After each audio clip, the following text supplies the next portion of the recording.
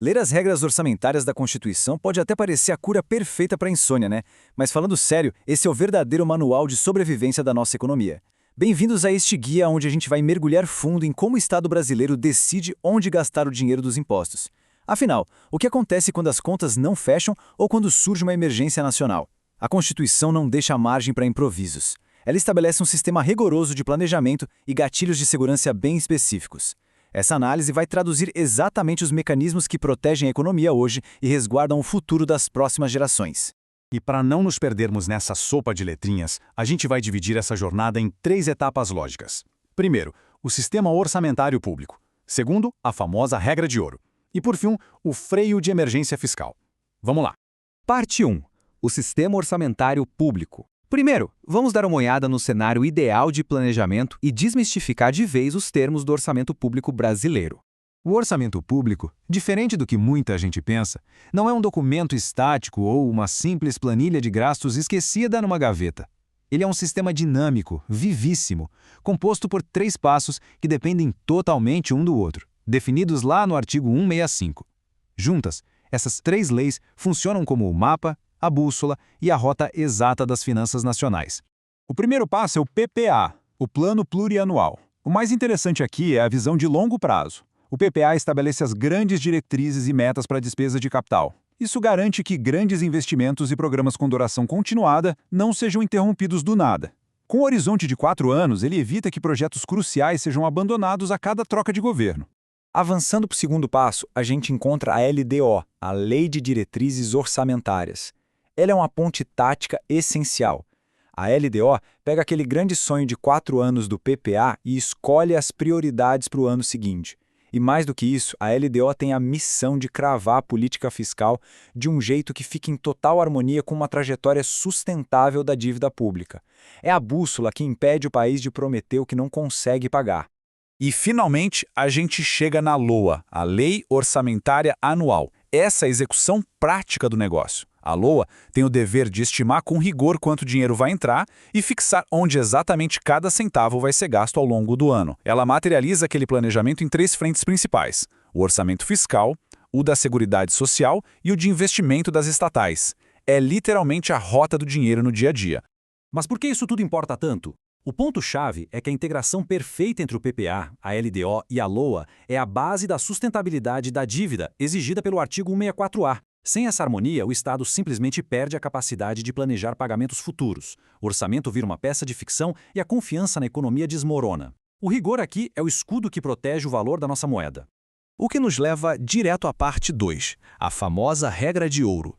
Para garantir que todo aquele planejamento seja respeitado, a Constituição impõe limites que são verdadeiros guardiões da responsabilidade fiscal. O pilar absoluto da moralidade fiscal no Brasil é a regra de ouro. O artigo 167 proíbe expressamente que o governo pegue empréstimos num volume superior ao que ele gasta com despesas de capital, ou seja, com investimentos. O recado é super claro: é proibido endividar o Estado para financiar o consumo imediato. Para entender isso de um jeito bem prático, basta pensar no orçamento de uma casa. Pegar um empréstimo para comprar ou reformar um imóvel é criar patrimônio, certo? É um investimento permitido.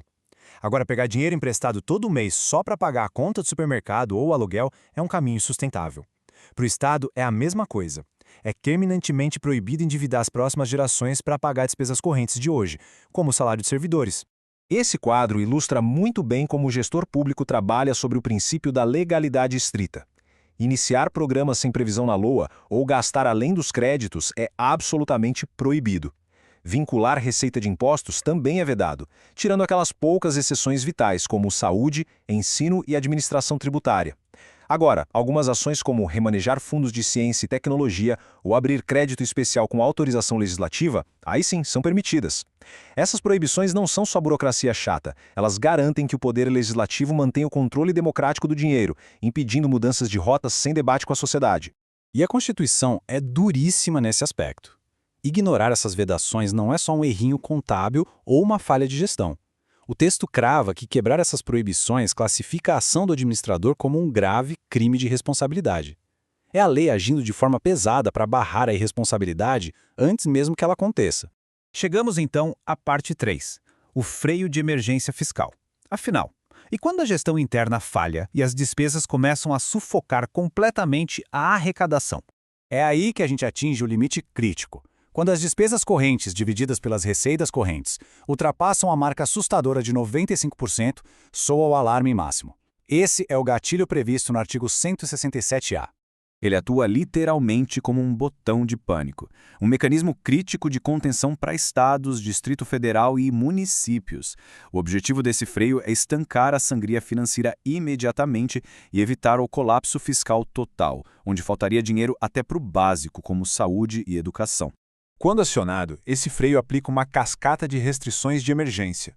Vem o veto a qualquer reajuste salarial ou vantagens a servidores, cria-se uma barreira absoluta para novos cargos e os concursos públicos são suspensos, com exceção apenas para a reposição de vagas que já estavam abertas. E não para por aí, fica proibido criar novas despesas obrigatórias ou dar novos benefícios tributários. É um congelamento profundo mesmo, para forçar as contas a entrarem nos eixos. Agora preste bem atenção num detalhe. Num primeiro momento, aplicar essas medidas é facultativo. Porém, e aqui tem um baita de um peso da lei, a sanção para quem escolhe não adotar todos os vetos é paralisante. O ente que ignorar o freio fica imediatamente proibido de obter garantias de outros entes da federação ou de contratar qualquer nova operação de crédito. Basicamente, é um isolamento financeiro total para sufocar a irresponsabilidade. Como essa explicação deixou claro, o orçamento está longe de ser uma mera burocracia. Ele é o principal escudo jurídico contra a irresponsabilidade fiscal. Do planejamento rigoroso até esses freios de emergência radicais, a estrutura existe para manter a máquina girando. Mas fica uma reflexão para todos nós. Com amarras constitucionais tão rigorosas, será que esse sistema é suficiente para proteger as finanças das próximas gerações? Ou o verdadeiro desafio da responsabilidade exige muito mais do que apenas leis bem escritas?